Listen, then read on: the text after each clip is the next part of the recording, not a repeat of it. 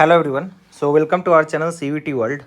और आज के इस वीडियो में हम एक बहुत ही इंपॉर्टेंट टॉपिक पे बात करेंगे and that is the constitutional development of India. As such ये हमारे सिलेबस में एग्जैक्टली तो नहीं लिखा हुआ है कि हिस्टोरिकल बैकग्राउंड के बारे में, मतलब सिलेबस में मेंशन नहीं है, बट यहाँ इस पार्ट से क्वेश्चन एक दो देखने को मिल जाते हैं और ये पार्ट ऐसे भी आपके कॉन्स्टिट्यूशन के अंडरस्टैंडिंग के लिए बहुत इंपॉर्टेंट है। तो इस वीडियो को शुरू करते हैं। इसमें हम जो वेरियस एक्ट्स ब्रिटिशर्स के द्वारा लाए गए हैं उनके मेजर फीचर्स देखेंगे और नोट डाउन आप करना कि ये सारे मेजर फीचर्स जो है वो आपको आज के हमारे कॉन्स्टिट्यूशन में भी कुछ ना कुछ देखने को मिलेंगे, इसलिए ये टॉपिक बहुत इंपॉर्टेंट हो जाता है। देखो, कॉन्स्टिट्यूशनल डेवलपमेंट को समझने से पहले आपको एक चीज़ समझना पड़ेगा कि भारत में ये जो कॉन्स्टिट्यूशन बिल्डिंग का काम था वो कब से स्टार्ट हुआ। इसको समझने के लिए पहले आपको थोड़ा सा मॉडर्न हिस्ट्री का एक हल्का सा ग्लिम्स नॉलेज होना ज़रूरी है। अगर आप इंडिया के इतिहास को देखो तो हमारा जो इतिहास रहा इंडिया में, हमारे यहाँ भी मोनार्क रहे हैं, किंग्स रहे हैं, राजा रहे हैं, जैसे बाकी देशों में होते थे। फिर एक ऐसा समय आया जब हमारे यहाँ पे ब्रिटिशर्स आए, तो लगभग 1600 के आसपास हमारे यहाँ ब्रिटिशर्स आ गए और 1600 से लेके ब्रिटिशर्स ने 1765 तक हमारे यहाँ पे एज अ रूलर रूल नहीं किया, बल्कि हमारे यहाँ पे वो एज अ कंपनी ट्रेड कर रहे थे। So the activity of Britishers in this time was majorly of trade. तो यहाँ पे वो व्यापार करते थे, यहाँ से चीज़ों को ले जाके जो वर्ल्ड मार्केट है वहाँ बेचते थे, कुछ मुनाफा खुद कमाते थे, हमें भी देते थे। इस सिस्टम में हमें कोई घाटा नहीं था। There was no such loss of our in this system जो ब्रिटिशर्स कर रहे थे।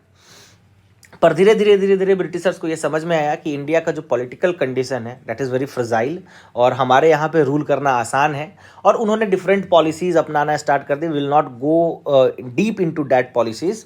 और फिर उन्होंने हमारे यहाँ पे डिफरेंट बैटल लड़े, चाहे वो बैटल ऑफ प्लासी हो, बैटल ऑफ बक्सर हो, और उसके बाद यहाँ पे धीरे धीरे उन्होंने रूल करना स्टार्ट कर दिया। एक समय ऐसा आया कि ब्रिटिशर्स ने हमारे यहाँ पे एकदम जिसको हम बोलते हैं कि अंधा राज करना स्टार्ट किया। दे स्टार्टेड प्लंडरिंग इंडिया और लूट खसोट बहुत किया यहाँ पे। और जो ब्रिटिशर्स मतलब एक्चुअली यहाँ पे कंपनी जो कर रही थी, फिर जो ब्रिटेन में सरकार थी उसको ये रियलाइजेशन हुआ कि भैया हमारे यहाँ पे अगर रूल करना है तो they have to provide a some act, कुछ ऐसा रूल बनाना पड़ेगा जिसके थ्रू यहाँ पे एक एडमिनिस्ट्रेटिव सेटअप हो पाए। एडमिनिस्ट्रेटिव सेटअप के लिए यहाँ पे उन्होंने स्टार्ट किया रूल बनाना, और वहीं से हम स्टार्ट करेंगे, हम बहुत ज़्यादा डीप नहीं जाएंगे। तो सबसे पहला जो इन्होंने एक्ट बनाया ब्रिटिश जो हमारा इंडिया था उसको गवर्न करने के लिए, that was regulating act of 1773। So just note it down the various features, क्या क्या फीचर्स थे, क्या क्या इंपॉर्टेंस था। अगर मैं इंपॉर्टेंस की बात करूं तो regulating act was the first step, it was the first step to control and regulate East India Company. तो ये पहला स्टेप था ईस्ट इंडिया कंपनी को रेगुलेट करने के लिए। एंड पहली बार उन्होंने जो ईस्ट इंडिया कंपनी है उसके पॉलिटिकल एंड एडमिनिस्ट्रेटिव फंक्शन पे स्टार्ट किया काम करना कि भाई east India company is just not a trading entity, अब ये जो है पॉलिटिकल और एडमिनिस्ट्रेटिव फंक्शन को भी करेंगे। तो ये पहला स्टेप था 1773 का एक्ट। अगर मैं फीचर की बात करूँ, एक और इसमें फीचर ये है कि पहली बार इंडिया में सेंट्रल एडमिनिस्ट्रेशन स्टार्ट हुआ। सेंट्रल एडमिनिस्ट्रेशन स्टार्ट हुआ कि एक केंद्र होगा और वहाँ से नियम कानून बनाए जाएंगे जो बाकी के भारत पे भी अप्लाई होंगे। फीचर्स क्या क्या थे इसके, what are the different features of this act. पहला फीचर, सबसे इंपॉर्टेंट फीचर था, वो ये था कि it designated governor of Bengal actually as governor general of Bengal. और गवर्नर ऑफ बंगाल को गवर्नर जनरल ऑफ बंगाल बना के क्या किया इसने कि यहाँ पे एक एडमिनिस्ट्रेटिव हेड को सेटअप कर दिया कि भैया अब जो नियम डिसीजन वगैरह लिया जाएगा वो लिया जाएगा गवर्नर जनरल के द्वारा। प्लस में इसके एग्जीक्यूटिव काउंसिल में, यानी कि जिसके हेल्प से गवर्नर जनरल अपना सारा काम करेंगे, उस एग्जीक्यूटिव काउंसिल ने इसने गवर्नर के साथ 4 और एडिशनल मेंबर भी डाल दिए। ये क्वेश्चन आ सकता है, इंपॉर्टेंट है। एक और काम इसने ये किया कि इसने जो उस समय बॉम्बे और मद्रास में भी ब्रिटिश की सरकार थी, बॉम्बे और मद्रास के का जो गवर्नमेंट था उसको इसने सबॉर्डिनेट कर दिया, छोटा रोल दिया, यानी कि जो गवर्नर जनरल ऑफ बंगाल था वो ज़्यादा ऊपर हो गया और ये दोनों नीचे हो गए। इस एक्ट से पहली बार सुप्रीम कोर्ट का भी गठन हुआ। कहाँ हुआ? कलकत्ता में। कब हुआ? 1774 में। और जो हमारे फर्स्ट चीफ जस्टिस थे, चीफ जस्टिस जिसको आज हम CJI chief justice of India बोलते हैं, उनका नाम था अलाइजा इम्पे। और ये बहुत इंपॉर्टेंट है, हो सकता है एक आध क्वेश्चन यहाँ से आपको देखने को मिल जाए अगर। और दूसरी बात है कि आपके और वेरियस एग्जाम के लिए भी इंपॉर्टेंट है, तो इसको नोट करते जाओ। और रेगुलेटिंग एक्ट से स्टार्ट होता है तो रेगुलेटिंग एक्ट काफ़ी इंपॉर्टेंट हो जाता है। उसके बाद क्या हुआ कि उसके बाद रेगुलेटिंग एक्ट में कुछ खामियां थी तो उसको बदलने के लिए भी कुछ और एक्ट आए, लेकिन हम मेजर एक्ट्स को देखेंगे। इसके बाद जो एक्ट आया मेजरली उसको हम बोलते हैं पिट्स India act, पिट्स India act of 1784। आपका एक होमवर्क है, आप कमेंट करना कि पिट्स इंडिया एक्ट का नाम पिट्स इंडिया एक्ट क्यों पड़ा, ये आप मुझे बताना कमेंट में। इस एक्ट का मेजर फीचर क्या था? तो it increase the government control in affair of the company. जो सरकार था, जो ब्रिटिश का सरकार था, उसके कंट्रोल को बढ़ा दिया, यानी कंपनी अब अपने मन मर्जी से बहुत सारी चीज़ें नहीं कर सकती थी, तो जो गवर्नमेंट कंट्रोल था वो इंक्रीज हो गया। तो you can write it down कि गवर्नमेंट कंट्रोल जो हुआ वो इंक्रीज हो गया। दूसरी बात यहां से आया है policy of non interference in business of company, कि चलो भाई आपको जो काम करना है वो आप काम करो, हम एडमिनिस्ट्रेटिवली चीज़ों को देखेंगे। और सबसे इंपॉर्टेंट और जहाँ से क्वेश्चन पूछा जाता है वो ये है कि फॉर द फर्स्ट टाइम जो कंपनी का कमर्शियल पर्पस था और पॉलिटिकल फंक्शन था उसको सेपरेट कर दिया गया, उसको सेपरेट कर दिया गया। और ये क्वेश्चन आता है, बहुत इंपॉर्टेंट है। क्वेश्चन ये पूछा जाता है कि कोर्ट ऑफ डायरेक्टरेट जो था, कोर्ट ऑफ डायरेक्टरेट इसको कौन सा फंक्शन दिया? तो कोर्ट ऑफ डायरेक्टरेट को कमर्शियल फंक्शन दिया गया। कमर्शियल अफेयर कहने का मतलब बिजनेस जो कंपनी कर रही थी वो कोर्ट ऑफ डायरेक्ट देखेगा, और जो बोर्ड ऑफ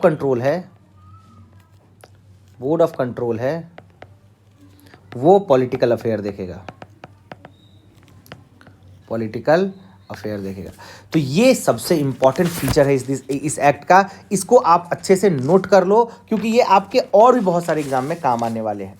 तो रेगुलेटिंग एक्ट हो गया, उसके बाद हो गया पिट्स इंडिया एक्ट। इसके बाद भी कुछ और एक्ट आए थे पर वो हमारे लिए उतना इंपॉर्टेंट नहीं है। हम अब सीधा देखेंगे चार्टर एक्ट, चार्टर एक्ट जहाँ से मेजर क्वेश्चन आ सकते हैं। चार्टर एक्ट जो है वो 3 चार्टर एक्ट आया है, चार्टर एक्ट ऑफ 1813, 1833 और 1853। ये 3 चार्टर एक्ट है और ये तीनों बहुत इंपॉर्टेंट है और इसके स्पेशल फीचर्स ही मैं आपको बताऊंगा। तो सबसे पहले बात करते हैं चार्टर एक्ट ऑफ 1813, 1813 का। पहली बात, इस एक्ट ने जो मोनोपोली ऑफ ट्रेड था, कहने का मतलब जो इंडिया है उस पर सिर्फ और सिर्फ ईस्ट इंडिया कंपनी तो एक कंपनी थी, और भी ब्रिटेन में बहुत सारी कंपनी थी। अब एक्चुअली हुआ क्या कि ईस्ट इंडिया कंपनी भारत से ट्रेड कर करके बहुत भारी मुनाफा कमा रही थी, बहुत पैसा हो गया इन लोगों के पास। तो वहाँ पे बाकी जो कंपनीज थी उन्होंने प्रेशर किया कि भैया अब हम भी यहाँ ट्रेड करेंगे, हमको भी मौका दो, हम भी यहाँ व्यापार करेंगे। इसके लिए पहला स्टेप लिया गया 1813 में, और 1813 में ये कहा गया कि भाई अब ब्रिटिश जो ईस्ट इंडिया कंपनी है वो उसकी मोनोपोली नहीं रहेगी, और भी कंपनी यहाँ ट्रेड करेंगे। तो it ended the companies monopoly, company का जो मोनोपोली था उसको खत्म कर दिया ओवर ट्रेड। लेकिन एक फीचर और है, मोनोपोली खत्म की बट कंप्लीट नहीं खत्म की। 2 चीज़ों में ईस्ट इंडिया कंपनी का ही मोनोपोली था, ईस्ट इंडिया कंपनी ही उसमें ट्रेड कर सकता था, और वो था चाय और ट्रेड विथ चाइना। इसको याद रखना, चाय और चाइना को छोड़ के बाकी सब चीज़ पे मोनोपोली खत्म।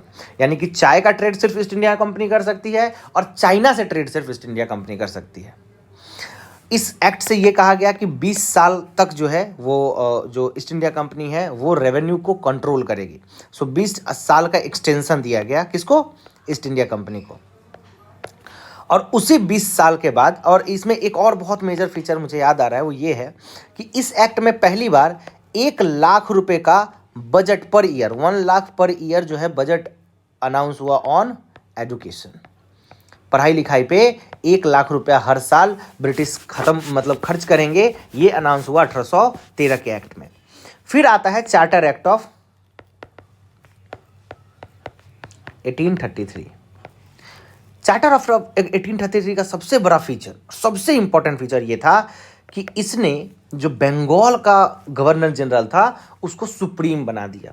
उसको कहा कि भैया अब सारा पावर आप ही के पास है। तो जो गवर्नर जनरल ऑफ बंगाल था उसको ये कर दिया governor general of India. And the first governor general of India was William Bentinck. यहाँ से क्वेश्चन आता है, इसको नोट डाउन कर लो। So first governor general of India was lord William Bentinck. And in this act जो commercial purpose था East India company का, उसको टोटली एब्रोगेट खत्म कर दिया। So commercial activities was ended through this act. अब बोला कि आप प्योरली एडमिनिस्ट्रेटिव बॉडी हो। So now east India company was a purely administrative body. यहां से क्या हुआ, उसको प्योर, क्या आपका काम अब बिजनेस करना नहीं है, आपका काम अब रूल करना है।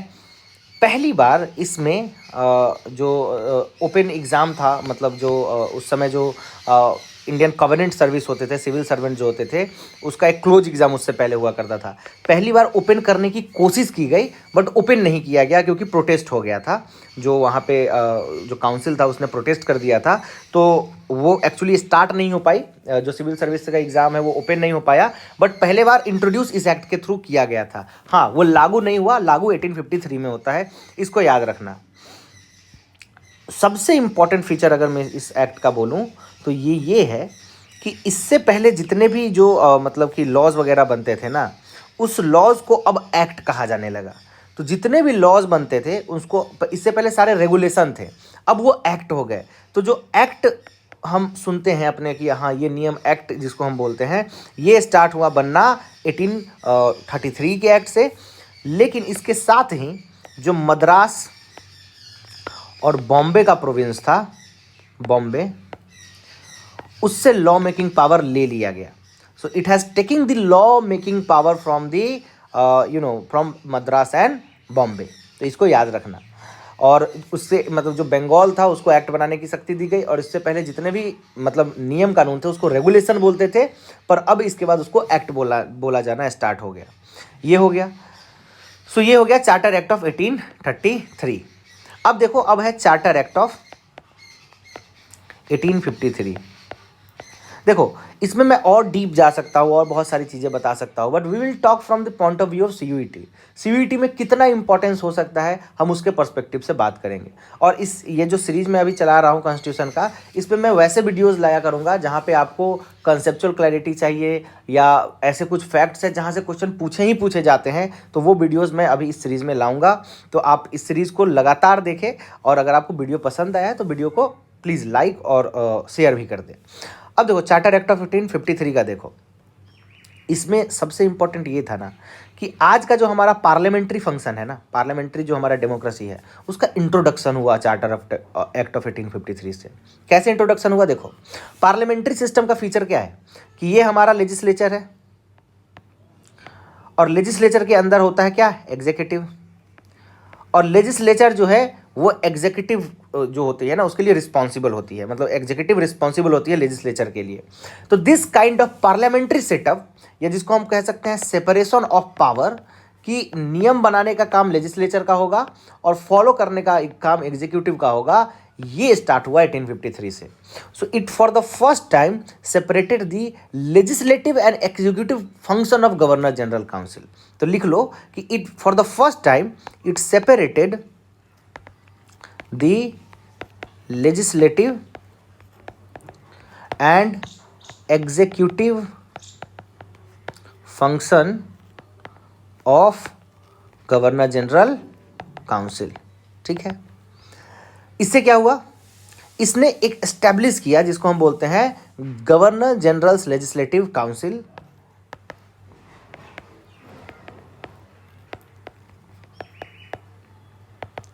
जिसको हम बोलते हैं इंडियन या सेंट्रल लेजिस्लेटिव काउंसिल, और it started functioning as a mini parliament.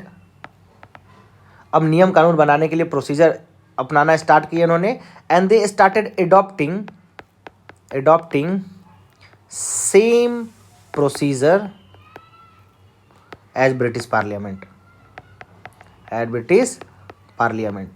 तो ये बहुत इंपॉर्टेंट है, इसको एक बार अच्छे से समझ लो कि पहली बार जो इंडियन लेजिस्लेटिव काउंसिल है वो कौन से एक्ट से इंट्रोड्यूस हुआ। तो वो एक्ट कौन था? वो था चार्टर एक्ट ऑफ 1853। तो सबसे इंपॉर्टेंट फीचर यही है, क्वेश्चन आएगा तो यहीं से आएगा। दूसरा कि it introduced open competition system for civil servant. So introduced open competition for civil services. ये दो बहुत इंपॉर्टेंट है, इससे ज़्यादा इंपॉर्टेंट मुझे नहीं लगता इस एक्ट में ज़्यादा कुछ है। खैर एक्ट में बहुत सारे और फीचर्स है, आपको अगर सब कुछ पढ़ना है तो just go read a book, but अगर सीयूईटी के पर्सपेक्टिव से देखना है कि कौन सा क्वेश्चन आ सकता है, यही क्वेश्चन आ सकता है, इससे ज़्यादा नहीं आएगा। इसके बाद हम अब देखते हैं कि हुआ क्या 1853 के बाद, थोड़ा सा हिस्ट्री में देखते हैं। देखो 1773 से लेके 1853 तक ये जो एक्ट है ये आया कंपनीज रूल में। इस समय तक हमारे यहाँ पे ईस्ट इंडिया कंपनी रूल कर रहे थे, हमारे यहाँ पे गवर्नर जनरल होते थे, और हमारे जो गवर्नर जनरल थे उन्होंने ऐसी पॉलिसीज़ अपनाई, बहुत सारे ऐसे पॉलिसीज़ अपनाए जिससे इंडिया में एक क्रांति का माहौल बना, इंडिया में लोगों के बीच में डिससेटिस्फैक्शन बना। देयर वर वेरियस रीज़न, उसमें हिस्ट्री में आप अगर आप पढ़ोगे तो आपको पता चलेगा। जमींदारी सिस्टम था, रयतवारी सिस्टम था, महलवारी सिस्टम था। अपार्ट फ्रॉम डैट जो ब्रिटिशर्स थे उन्होंने जो इंडियन कल्चर है उसके साथ भी ठीक ठाक खिलवाड़ किया, ठीक है। कुछ पॉजिटिव चेंज भी किए, जैसे सती प्रथा वगैरह का एबोलिशन किया, जो विडो रीमैरिज है उस पर एक्ट बनाए, ठीक है। इसको आप मॉडर्न हिस्ट्री के पर्सपेक्टिव से पढ़ोगे। लेकिन कुछ चीज़ें ऐसे भी की जो हमारे यहाँ पे जो रिलीजन था, जो हिंदू और मुस्लिम लोग थे, उनके रिलीजियस सेंटिमेंट को भी हर्ट किया। तो जैसे आपने वो जो कार्टेज का सुना होगा, जो इनफील्ड राइफल था, उसमें उन्होंने पिग का और काऊ का जो मांस है उससे लगा हुआ कार्टिलेज बनाया, जिसको खींचने पे उसको स्टार्ट किया जाता था। और आपको पता होगा कि एक बहुत बड़ा रिवोल्ट हुआ, and revolt was known as the revolt of 1857, जिसको हम सिपोय म्यूटिनी भी कहते हैं, सिपाही विद्रोह करते हैं। बहुत बड़ा विद्रोह हुआ और लगभग जो ब्रिटिश सत्ता थी वो हिल चुकी थी पूरी। यहाँ पे बहुत सारे ब्रिटिशर्स का they have been killed here, और बहुत सारे लोग यहाँ से भागे भी। बट अल्टीमेटली ब्रिटिश चूँकि बहुत पावरफुल थे उस समय, उनकी बहुत बड़ी आर्मी थी, तो उन्होंने इस जो म्यूटिनी हुआ उसको कंट्रोल किया। और म्यूटिनी कंट्रोल करने के बाद उनको समझ में आ गया कि now east India company can not rule the country. अब ईस्ट इंडिया कंपनी के बस के बाहर की बात है, और अब ब्रिटिश को सीधा सीधा इंटरफेयर करना पड़ेगा। तो ईस्ट इंडिया कंपनी जो है वो यहाँ के बाद से रूल नहीं करेगी। यहाँ के बाद से जो है वो ब्रिटिश की जो पार्लियामेंट है उसने खुद से रूल करना स्टार्ट किया, और वो जो एक्ट है जिससे ये सारे चेंज हुए वो है गवर्नमेंट ऑफ इंडिया एक्ट